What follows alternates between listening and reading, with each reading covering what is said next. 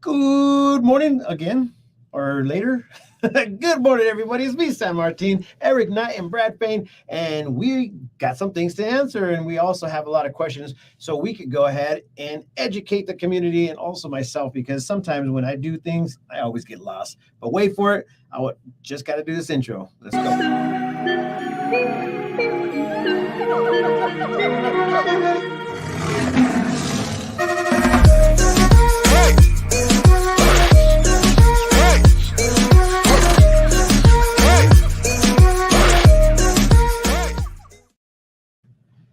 All right, guys.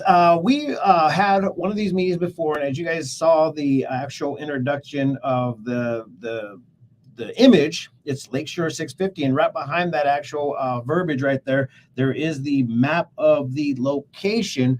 And when we brought you in the last time, I mean, obviously, it was simple questions to the point where, oh, you're doing this, why you're doing it, and now everybody kind of weighed into the fact where it's like, why, how come, and what's going on. And then we also sent you another questionnaire to you guys, and you guys answered respectfully and properly. And some people said, dude, looks like you're what is that word, pandering. And I'm like, well, when it comes down to it, when you guys put words out there, I mean, it has to be brought to you because you're working in the community and being a part of the community. So with that being said, setting it all up, tell everybody who you are and why you're here today. Well, I'm Brad Fain with the Fain Signature Group, and we are the landowner of the proposed project in Prescott Valley now. When I was here last time, we were in the county and starting, and we can kind of clarify why we're in both and why we're in Prescott Valley right now. But we're here just to talk about Lakeshore 650, and this is the process. This is what it's all about. When you do any development in any community anywhere, you file an application, and the requirements are you engage the neighbors, you engage the community. And with technology today, we're able to do it this way, and we do neighborhood meetings. And so it's all good. And we're here to answer questions and try to debunk the myths and the misinformation, because those, unfortunately, with social media, those swirl around. And yes, our goal is fast, just to very fast, things and they fast. can spiral. Right. And so my goal today is just to be truthful and do my best to answer the questions that your listeners are asking. Yeah. And I think that this is a great opportunity for anybody out there that is watching and has a question. Your name will come up, and we will be able to go ahead and put it on the screen. So Brad could go ahead and tell you guys what's going on. And Brad, can you zoom out? Like, just explain, because I see the title, and to me, I didn't even associate with it the actual project. So for those that haven't seen this yet today, or before the last time you were on, or even know what's going on, explain what Lakeshore 360 is, or 650 is. Okay, so Lakeshore 650 is a proposed development of homes, residential homes, master planned.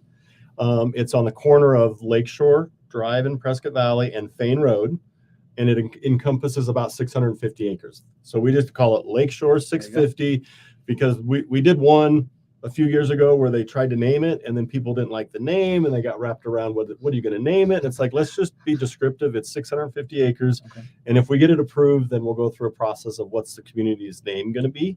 But right now it's just very descriptive. And so it's 650 acres, mostly to the north of Lakeshore. Okay. There is about 100 acres to the south of Lakeshore. All right. So now that we kind of established that whole little scene, let's get into the questions that obviously everybody wants to know. So the idea of a leased property, is that for all of the 650 acres, or is it just for specifically the attainable housing that you're trying to develop for the community members, such as nurses, first responders, and teachers? Is that the only piece of property that's going to be leased, or is it the whole development? So it's just that specific area. So what we've done is we've worked with the home builder, and everything to the north of Lakeshore will be your traditional master plan community, fee simple title.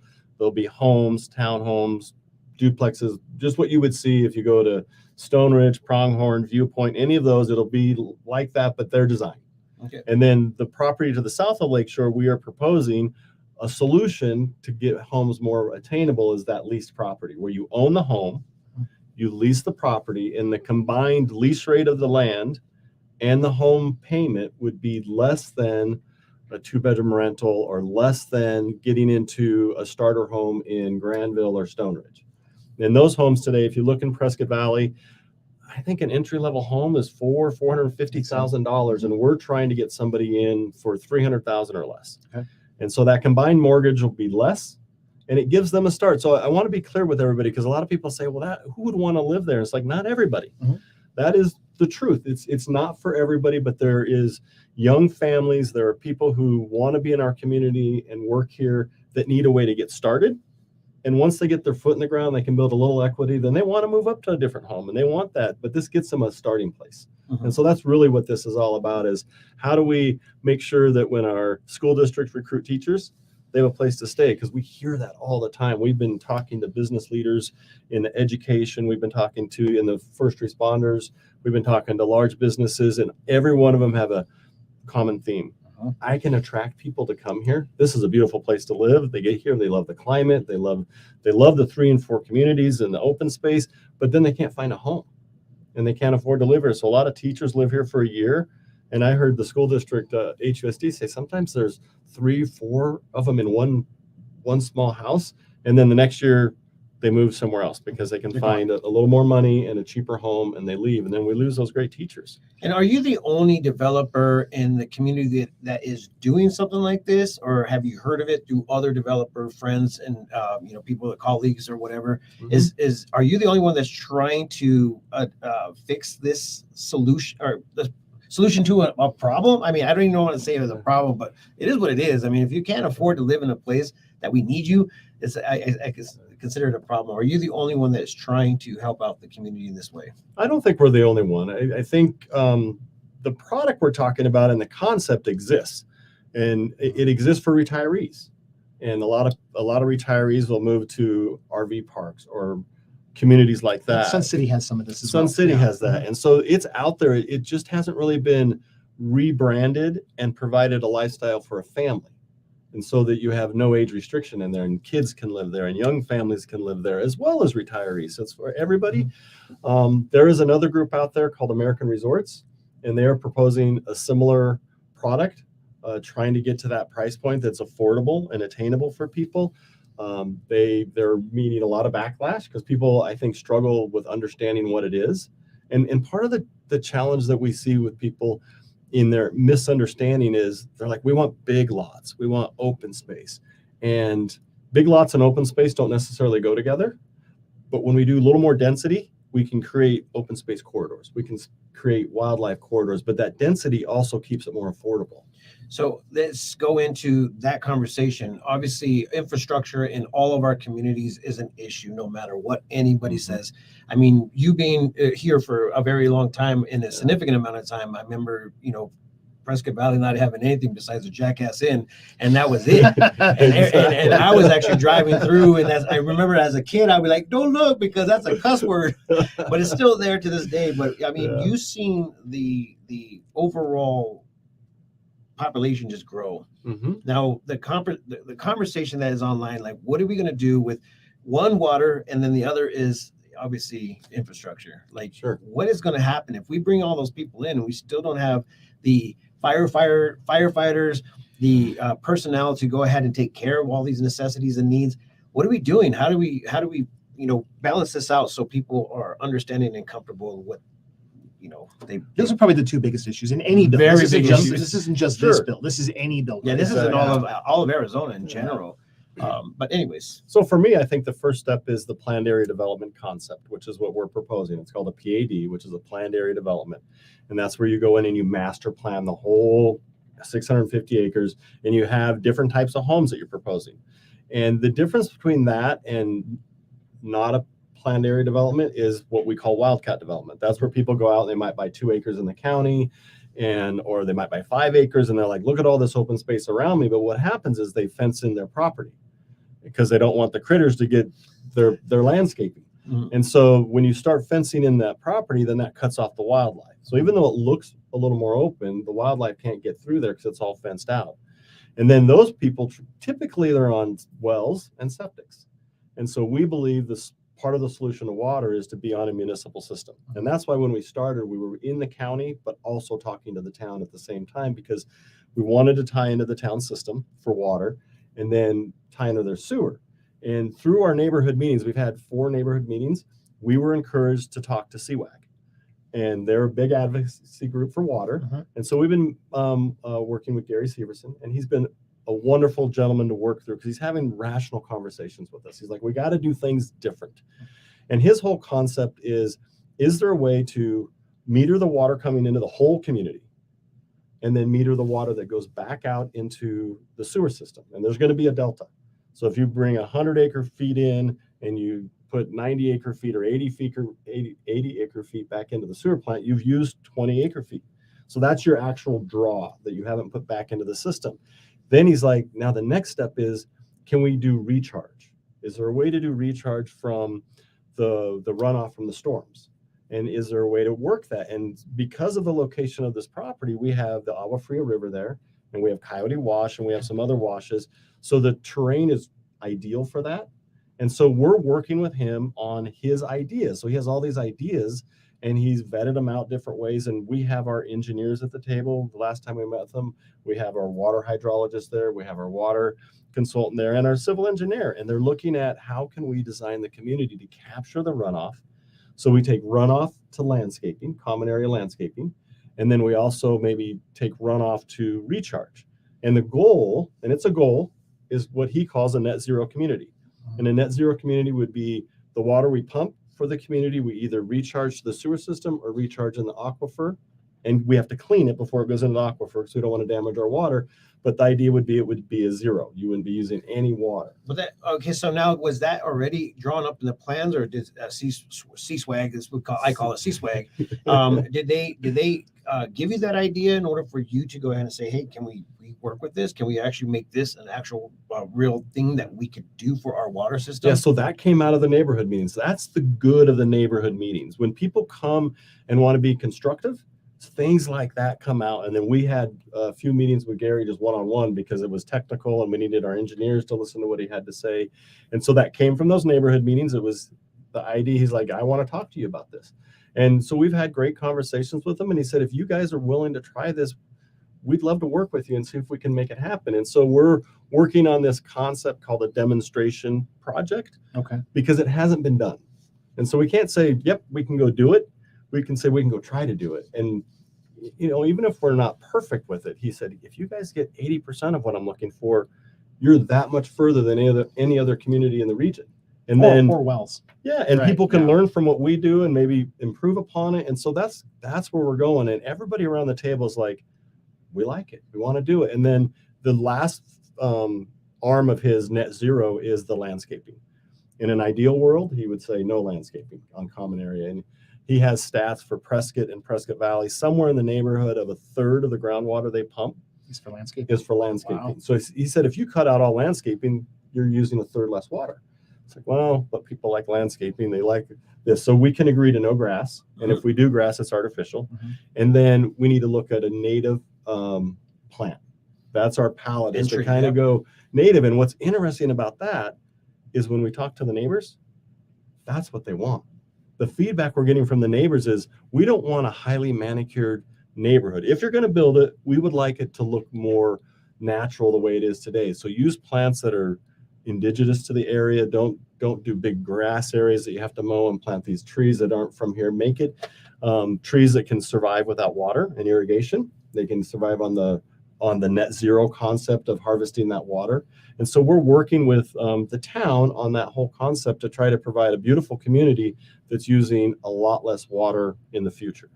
So now if we are thinking about kind of like the congestion of, traffic, if we really want to go ahead and talk about traffic, how are you going to facilitate for that in that specific community? I was actually talking to an individual that lives right there in Unit 20, and they're just like, oh, we just love looking at that open land, and we love the animals that are out there and doing their thing, whether it be cows, probably your cows, and the antelope. How are you going to facilitate that issue in regards to traffic flow? And I know you already talked about wildlife and having an open concept without actual fencing and borders and stuff. But if you look at Granville, it's bricked up all the way around. So how does any of those animals get in and out in that location? And how come that wasn't thought of in that location? I mean, I know it's not your development, but why. How could you do better? Yeah. Yeah. So we learned Yeah. from that. And so let's tackle the traffic, because that is one of the top topics. It's always water and traffic. So Lakeshore has been planned for Prescott Valley for years to be what they call a major arterial, which is 4 lanes all the way from Fain Road to downtown. When you look at that corridor, even without our development, there are areas that people do not want Lakeshore to be 4 lanes, and I get it.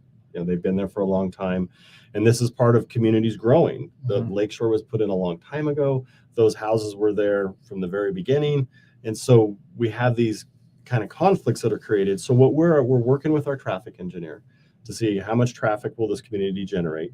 Our goal is to try to encourage people to go on a Fain Road and go around, either go down to the highway, come in on Glassford, in either way. But you can't force everybody to go there. They're always going to want to go the shortest direction is to go take a right and go right into downtown. So what we're working at is ways to, can we design the road and not have it be 4 lanes? Can we keep it at 2 lanes? Can we improve the pedestrian experience along the road? And so code today requires curb gutter asphalt, curb gutter, sidewalk right along the road. We're saying, well, maybe we can move the sidewalk 10 to 15 feet off the road. And then when you're walking on it, you feel safer because the Lakeshore is a high volume, fairly good And moving Prescott Valley traffic. doesn't have really many good walkways. I've been reading the comments that you've gotten on Sure. the post, and I hate to use the word smart city because it's come up in so many major plans lately, like Chino Valley plan, the Prescott Valley plan, the Prescott plan. What about? I mean, and everybody's asking this. There's one grocery store in Prescott Valley, right? One major, two major grocery stores. Yeah, we have Fry's, we have Safeway. Safeway. Okay, so there's 2. Walmart. Maybe Walmart. We used to have right. Albertsons. Right, we used to have Albertsons. And Robert's and then you've Market, if we got wanna call it Sprouts. Right, and so a lot of people are saying, well, you know, if you can make sure that there's allocated land for these commercial developments, they're not on the road, period, because these people are shopping where they live. What are your thoughts behind that, all that kind of things? And I'm sure that's come up in the meetings, right? Yeah, absolutely. And so part of the plan of the 650 acres is a commercial area. Yeah. And we call it local neighborhood support. So whether a grocery store would go out there, it's available for them to go out there. Could it be a dry cleaner's, a dentist's office? Could it be a local restaurant? But there is an area designated. I think in our original plan, we had about 60 acres and we're hearing maybe 90 acres, but somewhere between 60 and 90 acres would be commercial. And it would think of it as that, not downtown commercial, but local neighborhood commercial. But to your point, people wouldn't have to go to downtown to do all their shopping. They could just go locally. Right, they're not on the roads. Right, Yep. right. Okay, that's good to hear. Yeah, which is bringing a huge congestion. I mean, even from the backside of Prescott Valley with Pronghorn and what was the other one? Pronghorn and Viewpoint. Yeah. So those guys are all like flocking to right there at Robert's Market, and that little whole corner there is where everybody like goes now. You know, they don't have to go too far into Prescott Valley, and in regards to that, but. Okay, so here is all the questions out there. I mean, there's not many right now that are posting, so it is what it is. You guys were all like in the group talking about it. Yeah, they will. Yeah, they probably will later here shortly. But one Facebook user, sorry, we don't know what your name is currently, says good morning, and the other one says thank you for all you do for your community, for our communities. And then another Facebook user says lease to own. And this came in back to when you're talking about how the property worked. Yeah, so we're just going back just a little bit, backwards in the conversation. So maybe we could answer that real quick. Is there a possibility for this lease to be ownership? So you own the home, but the land will always be leased. And the idea is you build your equity in your home. And then when you're ready to move on, you're going to sell that just like you would sell a fee simple home that you sell today. The transaction will be the same. Somebody else would buy that home. They would pick up that lease and then you take your equity into another home. But then we can keep that community affordable and attainable relative to as we advance and grow in the community. So the idea is not lease to own. It's just you own the home. Kind of like a temporary little like location as if it was a trailer in one of the trailer RV parks. Which those are pretty permanent too. I mean, a lot of those are not going anywhere. Yeah. So the way we like to describe it, it's a home that starts in a factory because we get a lot of efficiencies there, and you can get a home on site for a lot less money than you can do a stick build on site. There's a lot less waste, and then we set it on the ground. You put a garage on it, so they actually have a garage and not like a carport. Maybe put a deck on it and really center it in there, and then the lease acts just like an HOA. The reason why it's not an HOA is because there's not home ownership in the land. You're leasing the land. So the lease is that contract. It takes care of the property taxes. It takes care of the common area maintenance, which would include the private roads inside the community. And so it's really very similar to an HOA payment, except it covers your taxes as well, which an HOA payment would just cover your dues for the association and not necessarily the maintenance of the taxes. All right. I mean, and once again, these are all the questions that everybody was, like talking about. There was, and I got a couple. Go ahead. Yeah, so there's a couple. So two. One of them is, how do you keep an investor from coming saying, I want to buy 20? Like, how is that going to work out? Because I know this is targeted at keeping those type of things, and I know the land lease is part of it. But how would that all work? So that's the hidden value of the land lease. Is with a land lease, you're now renting that land. And so with a rental agreement, it happens with whether it be land or whether it be apartments. You can do background checks. You can screen your tenant, and you can have criteria. And as long as you don't discriminate from your criteria, you can set those boundaries so you avoid those investors coming in. And we could have a rule in the lease that says you can't have more than one or more than two, so they can't buy 20. They can't lease 20 lots. And then we're also working with our community, and we've worked with some educators, and we're working with some of the first responders on would they like to, as an organization, lease, say, 10 lots, so that, say, the fire department would have 10 lots, but that would be for firefighters. Okay. And so then we would lease to, say, the fire department, and then they would then lease and have one of their firefighters buy a home and put it on there, and they would have that relationship. But that's a way where an employer can secure future for their employees. Have you talked to the departments about this stuff? Yes. Okay. So we've talked to educators.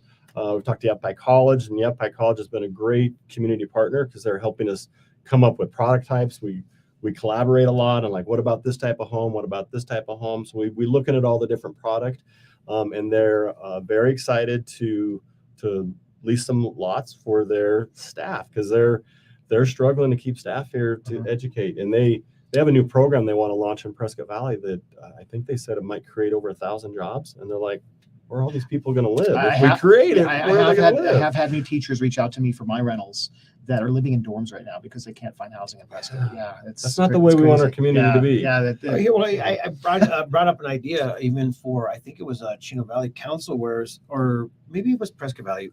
Anyways, we were saying in regards to this, why couldn't there be an actual structure that was made for that specific like cause? Like an apartment complex. Is that on the table? Like, could Yavapai do an apartment on like 4 lots for that? Is that on the table, or is that not? So, I'm not sure how to answer your question. I'm not sure if I understand it. Are you talking about? He's asking about like an apartment complex for, like, say, Yavapai College wants to put up all of their teachers that they're bringing into this apartment complex. If they lease 5 spaces, are they able to do that there, or is this going to be just an individual house community?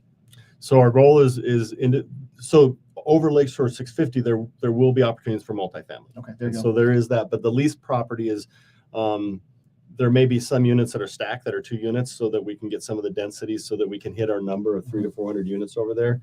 The topography, even though it sounds like 100 acres, there's a lot of room, but we have the Agua Fria running through there. Right. There's some major gas lines that we can't build on.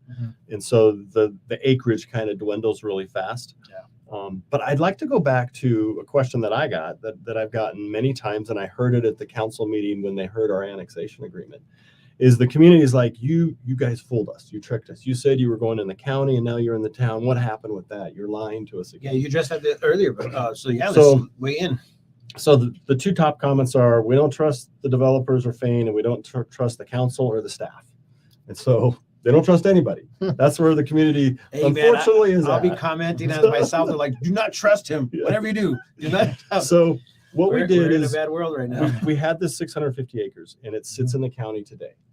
And so we're like, well, what do we want to do?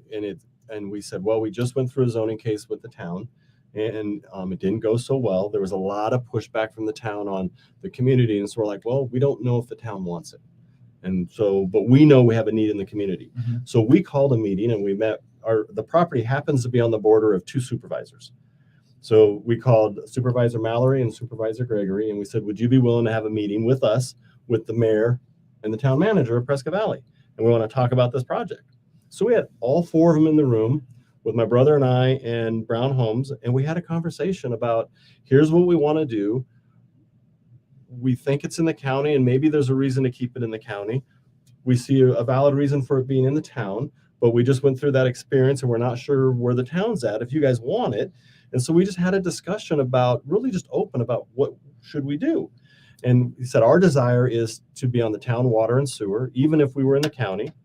And in that conversation, the town said, well, you'll never be on our water and sewer if you're not in the town. They were very clear about that. And we said, well, we understand that, but you've done it before. Prescott's done it. And let's just explore all options. And so coming out of that meeting, what we agreed to do was we were going to do a pre-application in the county. And that just gets the ball going. It's not a formal application. It just says, hey, here's a concept. Letter We're of thinking of intent doing it. Yep. type of thing. Letter of Yeah, intent. Yeah. And then we were to work with the town on what an annexation agreement would look like. Because Ron and I were like, look, if we annex into the town, one thing we don't want is to annex, because annexation goes first, then zoning is next. So we don't want to annex if we lose a zoning case, because we don't want our ranch in the town. Yeah. So we want to make sure we work on an agreement that if for some reason, and you can't have zoning by contract, so we don't want that.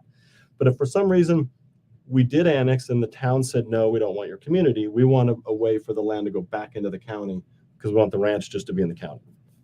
And so we started that process last February, and it's just taken a long time. By the time we got things rolling, we have the framework of an annexation agreement. And so then we still have our pre-application with the county, but we made a formal application in the town in August, September. And that was for annexation and zoning. And so we are now in the town officially because we have a formal application. And so we did several neighborhood meetings in the county, and now we've done some in the town application. And all the neighborhood meetings are great. We're just getting more feedback of what the community really wants. There's a lot of people that are just no, I'll be honest. I mean, they're adamant, they're there. But there's a lot of people that are like, well, I have some ideas if you're willing to listen to me. And so we'll be able to draw those people out in our focus groups. And we've gotten great feedback on what they would like. We're trying to call it, let's design together. Growth is coming to our region. We can either fight and then it appears as wildcat development, or we can come together and we can all design it together. What do you want it to look like? Would you be opposed to having it in bigger yardage? Well, I know this sounds kind of like messed up in regards to actually making a profit, because I know that you're not in business to not make a profit. I know that you also give a lot back to the community, so there's a heavy balance here for my question. But the idea of opening up the structures rather than it being like consecutive, like Granville, like next to each other like that. Is there a way to expand those lots to kind of like open it up a little bit more? Or once again, I mean, it's like a hard subject on most cases because it's got to pencil out, right? Yeah, you Yeah, want to well, be it's really the home builder's question, right? Because they're the home builder. We're not a home builder, so we help with the zoning and we sell the land to the home builder. They design the community. But I think yes, but you have to have some areas of density. The only way you get to the affordable concept is when you get your density up. So I think you'll see a mixture of homes. You'll see some larger lots, and you'll see some density. And the type of zoning we really want to get with on this project under the PAD is to allow some flexibility. So if we have flexibility and the market comes and nobody wants to buy the high density stuff and they just want the big lots, then that would take up more. The zoning would allow that to encompass more. And if nobody wants the large lots, but they want the small lots, then the zoning would allow that to take up more and let the market really drive it, because none of us are really good at predicting the market as much as we and things think are we changing are. rapidly. Correct. Things change, and Yeah. so we got to build some flexibility in it this. seems like. And when you look at the property, what's really amazing is if you stand at the edge of Unit 20, the first home is like just over a quarter mile away because the Agua Fria is down there. Mhm. And you have this big floodplain called the Agua Fria, which is much wider than the channel. So that's one of our proposed open space wildlife corridors, because the wildlife will go up and can go up through there, because I think at some places it's a quarter mile wide.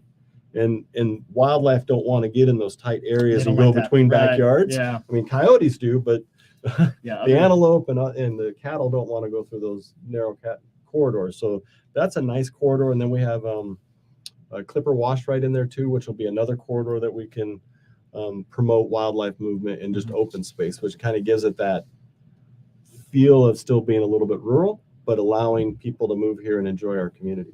Well, and once again, I think I hit every question that was on one of the posts that we had. So I hope that you guys have watched this in entirety.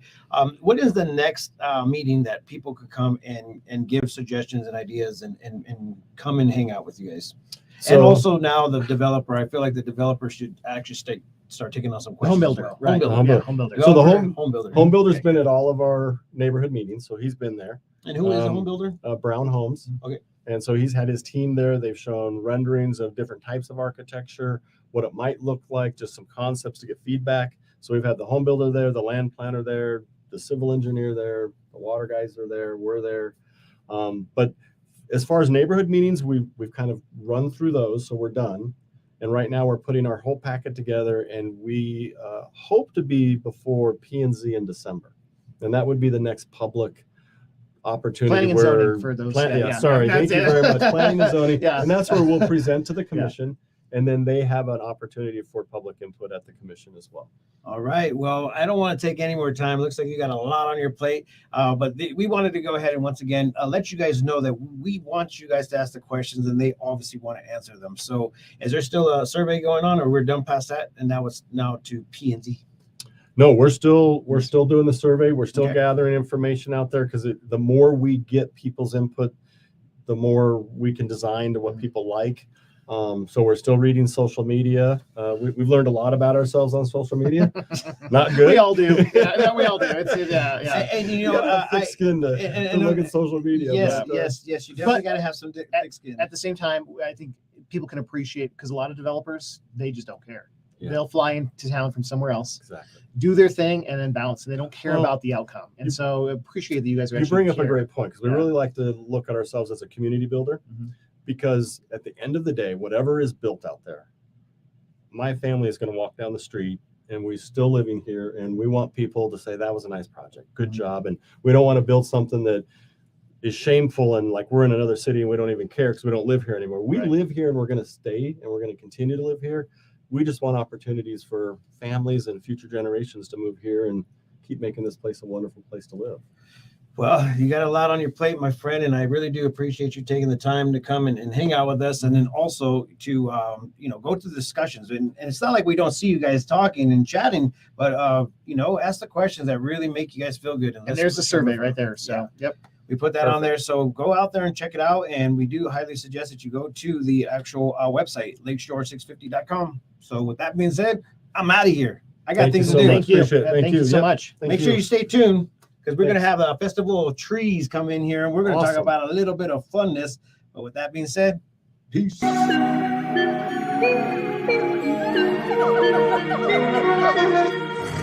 you.